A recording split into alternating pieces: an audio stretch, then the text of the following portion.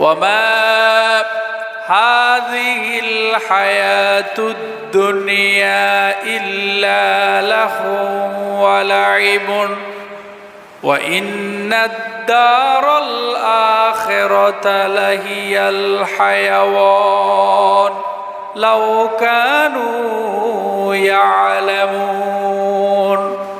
তোমরা এই দুনিয়ার জীবন একটি সামান্য সময় পেয়ে তোমরা দুনিয়ার মধ্যে তোমরা নিজেদেরকে আসক্ত করে ফেলেছ, অথচ এই দুনিয়ার জীবনটা খেল তামাশা ছাড়া মরীচিকা ছাড়ার কিছুই নয়।